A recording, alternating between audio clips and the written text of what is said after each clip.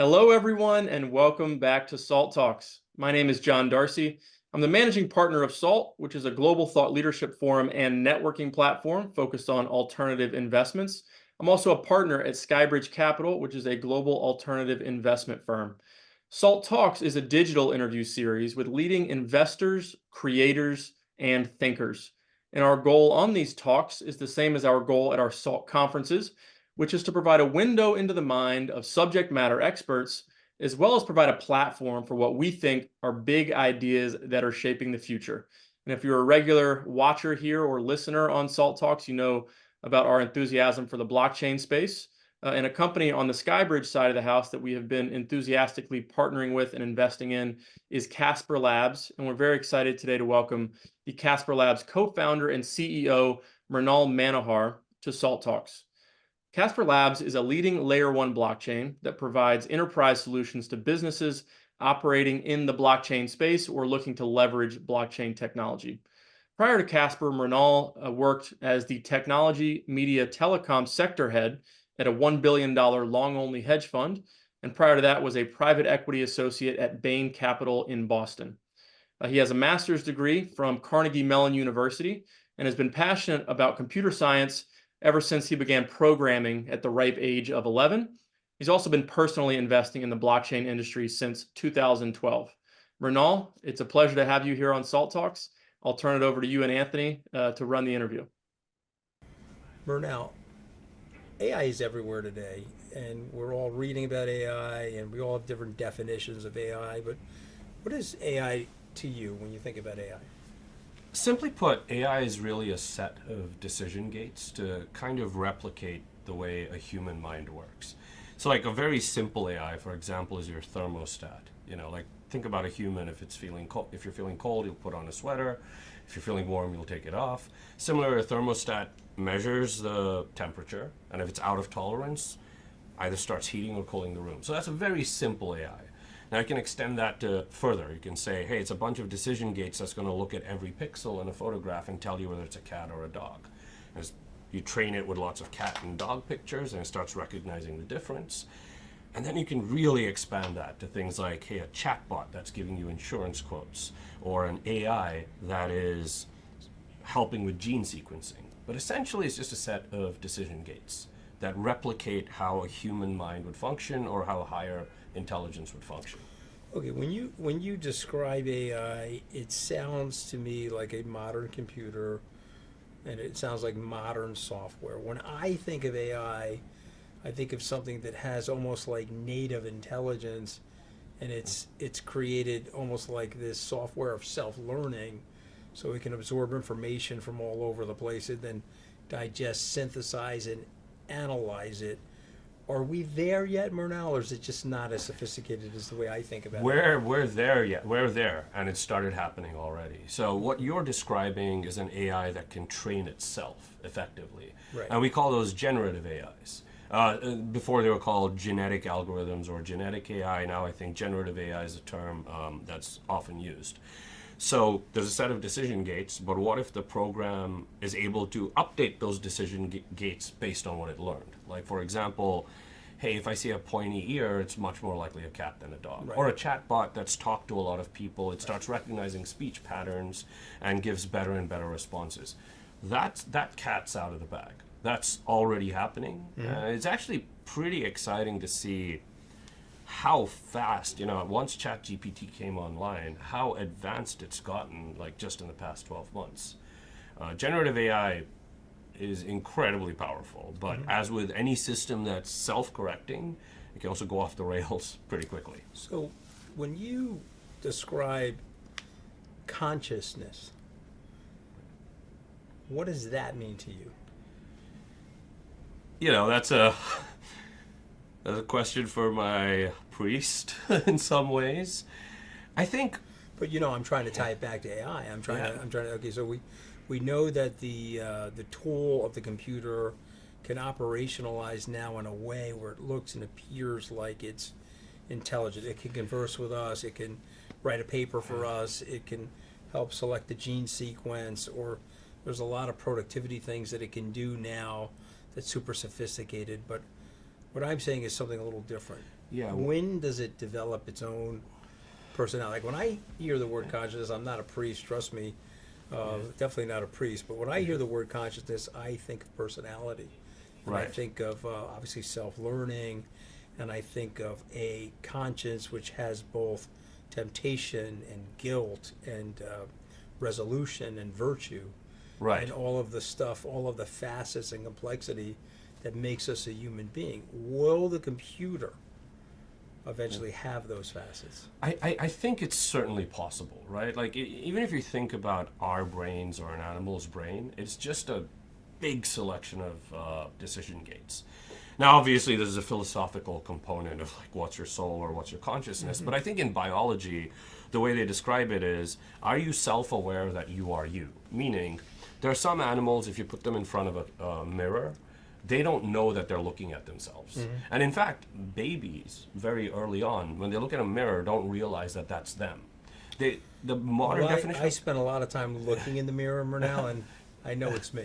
Exactly. So you certainly have consciousness, right? And so that's been one of the definitions we've had. Consciousness is when you're self-aware, and as a result, you have self-interest. And now that goes to all the things you described, right?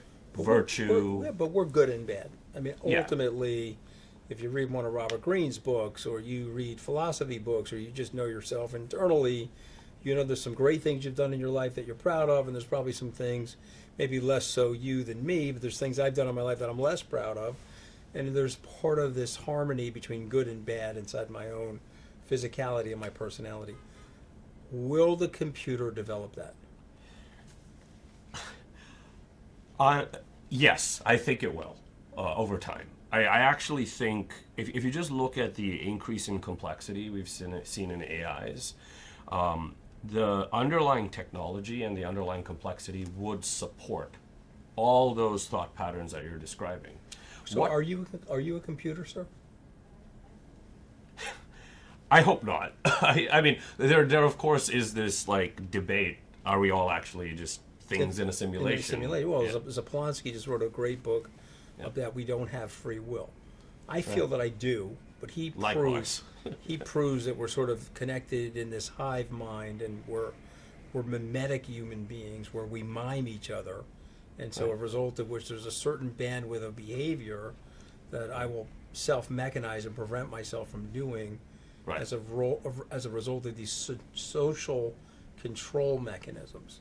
Do you think computers will develop social control mechanisms, or there will be checks and balances? I mean, obviously, we both have read about and heard Elon Musk talk about the potential venality of AI and the potential Right. danger that AI could pose to our civilization. What are your thoughts on that?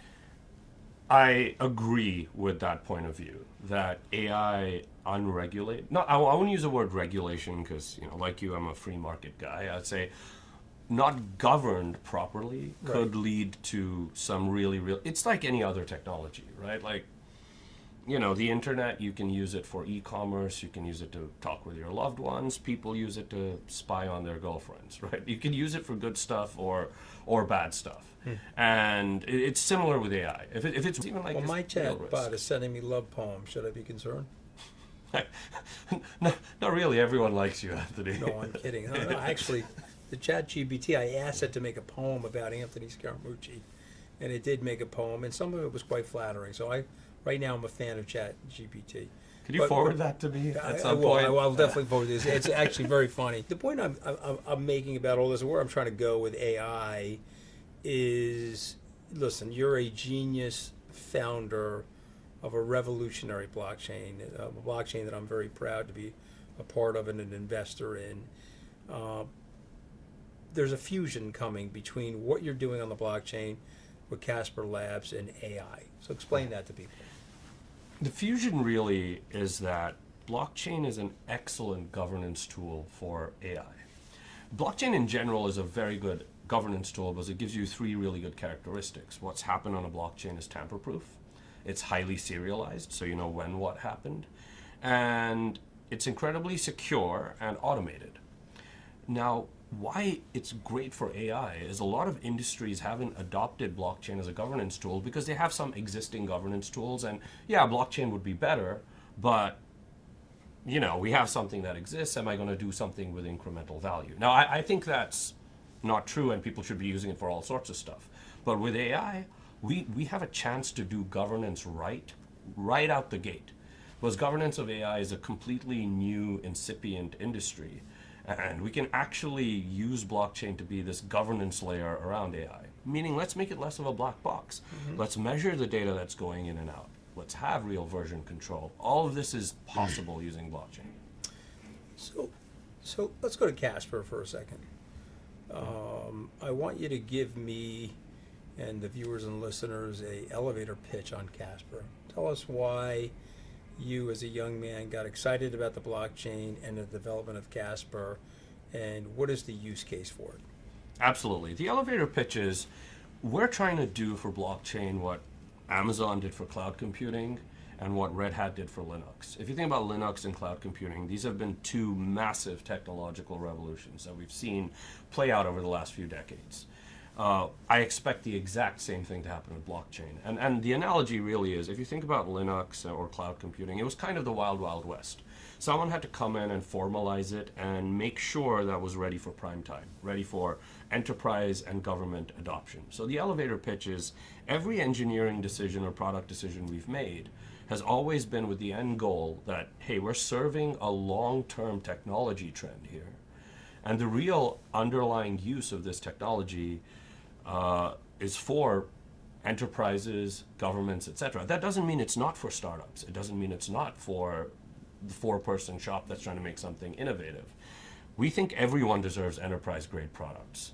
And we'd love for everyone from the smallest business to the largest businesses in the world to have an enterprise-grade blockchain product to get, high levels of operational efficiency and security in their tech builds. It's a brilliant synopsis. How does Casper Labs compare to other blockchains out there that are doing some of the things that you're discussing, and how does it improve or make better some of the things that you're discussing?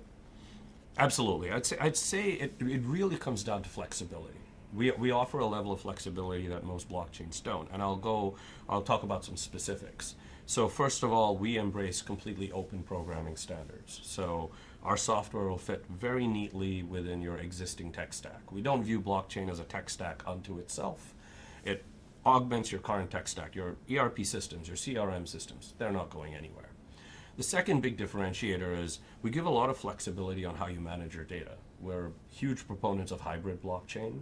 And if you think about it, hybrid setups are what allowed cloud computing to explode. Like when people said, like people like Amazon and AWS said, hey, you can keep your on-prem compute, and whatever you want to put on AWS, you mix and match.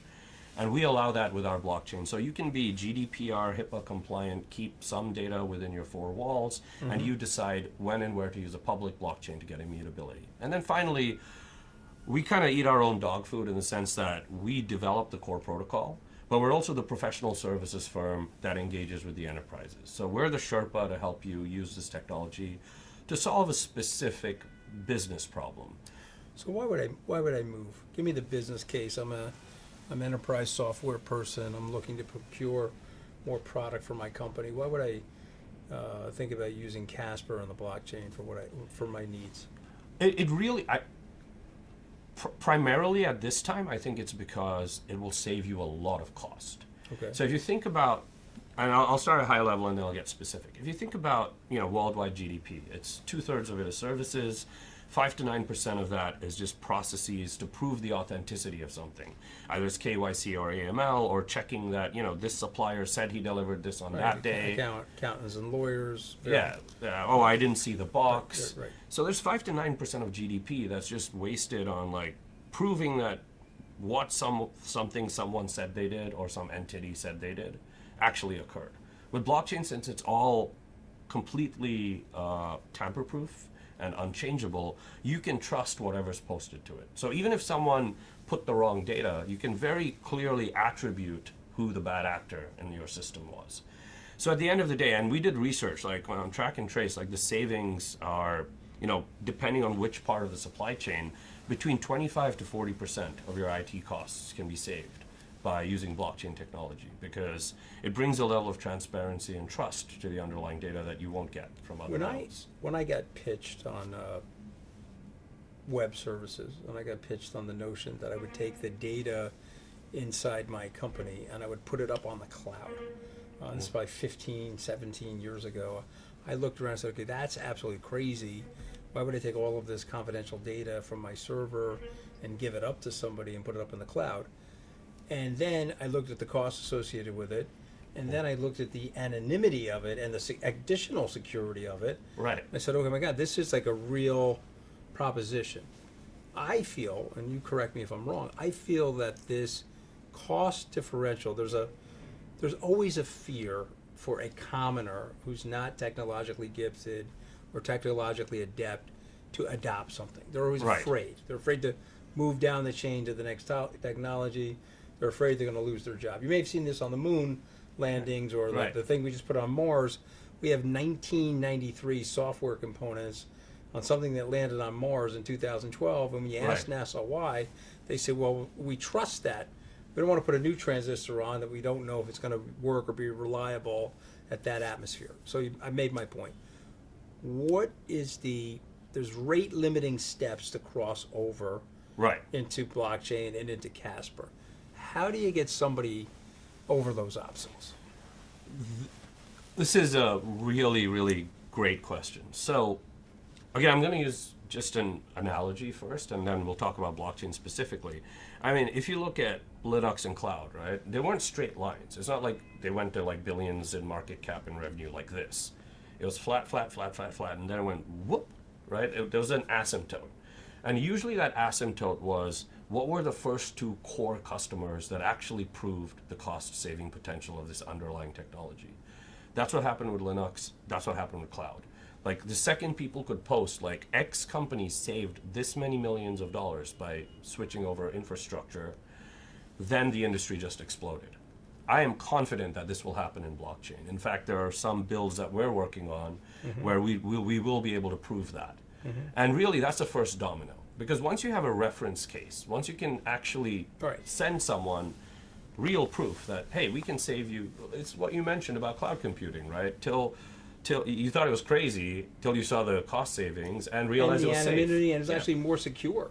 Right. So you're going to be providing enterprise software services to somebody at a lower price. Correct. And you're going to be providing it arguably more secure. Yes, much more secure. And because of the way the blockchain works, you know, you can backtrack if you need to, or forward track, because it's all out there. It's all transparent.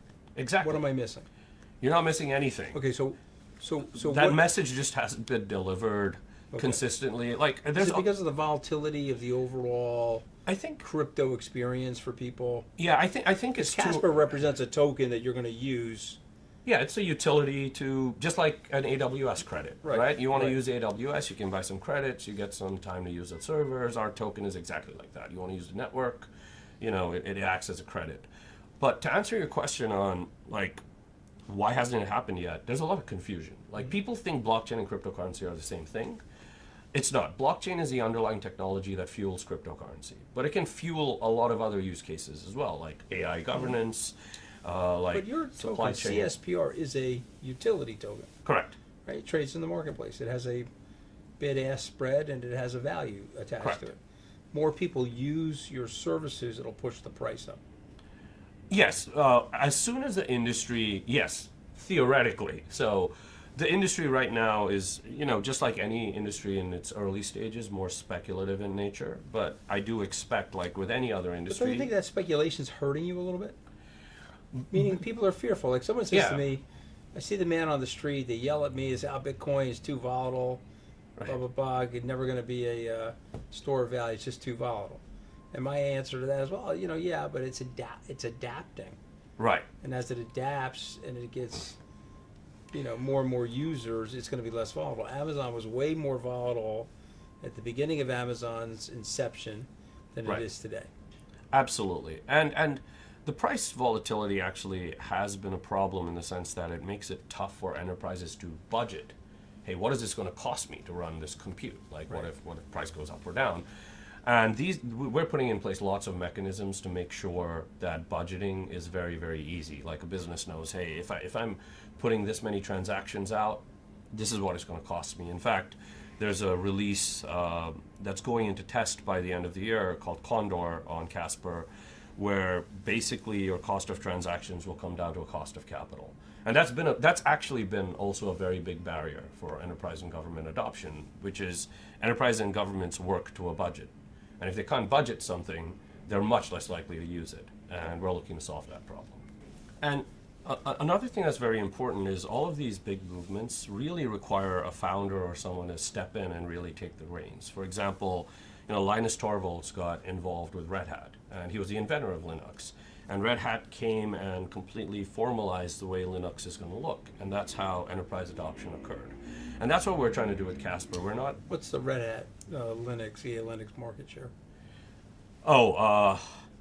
Right now I'm not sure. It's probably 40-50%. Okay. It's hard to tell now because they recently got acquired by IBM. So I've not looked at their 10Ks recently, but prior to acquisition by IBM a few years ago, just through professional services, underlying software is kind of free, right? It's open source. But just through professional services and others, they were generating $3.4 billion in revenue on what's essentially like free server software. They really cracked that model on how to get enterprise sales on open source software. Right. So you get the software for free, but you have a lot of consulting things that you need. You get the enterprise capabilities for free on the Casper network, but what do you use the utility token for?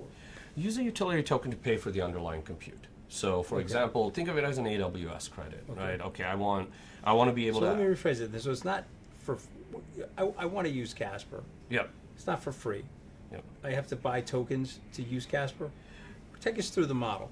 Currently... I am a successfully sold corporation that currently needs you do, but enterprise soon you don't need to. service. Okay. Yeah. Currently you do, but soon you don't need to. When I was talking about the Condor release, what we're going to do really is we're going to create a mechanism where we can really stabilize what the underlying cost of computation is going to look like on the Casper network. So it's still going to use the token, and all of that's going to work the same as it does today in the background. But what it'll enable validators and other people to do is just quote a fiat price. Because essentially what happens is it's a refund model. Like you pay for your compute and it gets refunded to you later. So depending on how much compute you need a certain amount of balance. But now that you have this model and everything's become a cost of capital, basically similar to AWS, you can just quote a price and just say, okay, this is what a smart contract deployment on Casper will cost per transaction. And we can just quote it in a simple, straightforward price, which will be much less. One or two big corporations away from really having a breakout, though, right? That's right. Yeah. Once a cat's out of the bag and there's a real use case out there where people see, okay, X company saved this much money because they shifted to this technology. Nobody got everyone hurt. wants No house got sucked into the Wizard of Oz tornado. Nobody got hurt. Services were better, right? Technology always works when the services are better and the costs are cheaper. Services are better, costs are cheaper, and you don't even know it's there. Right. We all used AWS today, even if we didn't know it. You watched a YouTube video, either AWS, IBM Cloud, Google Cloud, something served that to you. Right. Anytime you use a service, you're using things, you're probably using Linux. Most of the servers in the world run Linux. That email came to you via a Linux server. And we take it for granted. And it's going to take a while for blockchain to get there, but that's our goal. It's powering a lot of stuff, but it's in the background. It's a great story. When my team got involved with you, and the more research we did on the idea, the more research we did on the execution of the idea, and the technical capabilities of the software around Casper, we said, okay, this is going to be a big part of the future. But the most fascinating part of it is there's a lot of people out there that don't know it yet. Meaning when Henry Ford once said, hey, if I asked my customers what they wanted faster horses. They didn't want horseless carriages, Right. Or Steve Jobs said, yeah, I could never tell people I was going to invent a computer that they were going to put in their pocket that would be a phone and a camera and a digital search device and a TV monitor and a television studio. But I knew if I put it all together, they'd end up buying it. Isn't that you a little bit? Sort of, yeah. I mean, if you think about it, we're just so of course there's the fundamental tech of the underlying blockchain, which we purpose built for enterprise. But for it to actually be very usable, you have to make it function like a SaaS product. You know, it's something you just subscribe to. It works in the background. It fixes your problems. Once you've configured it and you know it's set up, you just let it run, and that's really what we're pushing for. Mrinal, it's phenomenal technology. I want to take us back to AI for a second. The capability set that this technology has, could it create some guardrails and protection from the more nefarious aspects of AI? Absolutely. What it would enable you to do is really govern your AI. The biggest problem with AI today is it's a bit of a black box. You kind of know what went in, sometimes not really, and you see what comes out, and what happened under the hood is very difficult to track. Now, if you had a blockchain governance layer, you'd have this immutable ledger of every single data set that fed your AI. You'd know if there was any personally identifiable information. You'd know whether there's any copyrighted information in there. And it also gives you this great system to completely track, just like you track a supply chain, all your AI models, what state they're at, what context they're currently acting in. More importantly, now that it's capturing all this information, you actually now have the cheapest and most secure way to have version control on AI. One big problem with AI today is, like, for example, we have an insurance bot, it's giving out quotes, we upgrade it to a new LLM model, now the quotes are garble. And then, you know, typically what you do now is you kind of scramble and like, oh man, can we retrain it, get it fixed? Imagine you had a button that blockchain's recorded all this, you hit this button and say, go back in time 2 months to when the AI model was working perfectly. And you can do that, and then now you can do all your tests and see, hey, what happened? Why did it start drifting in this model? And so before you implement the next model, you have this great governance tool to ensure it's fascinating. We got to get more of this in the conversation, because I think we both know that AI can improve productivity, likely create more economic innovation, make some of our the more tedious aspects of our jobs easier. I also submitted the ChatGPT. I'm writing a new book, and I said, okay, Anthony Scaramucci is writing a new book. It's a memoir based on his post-White House career and some commentary on resilience. What should the title of the book be? And ChatGPT gave me 15 different titles. I selected one of them, and I made it the title. Instead of me sitting there brainstorming, what is the title? It's called From Wall Street to the White House and Back, the Scaramucci Guide for Unbreakable Resilience. When's it coming out? Title created by ChatGPT. It's coming out in April. Trust me, the only person buying these books will be myself, so there'll be plenty of free books around. There's a copy. There's definitely a copy. I'll be sending you a signed copy, but I want to get to the.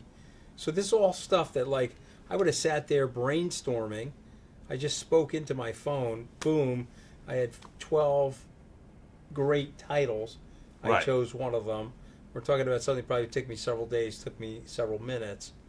So, but we're worried about these aspects. So we need to get it out there. You have technology available to protect people from the bad aspects of artificial intelligence, so that we can continue to develop and advance the good aspects.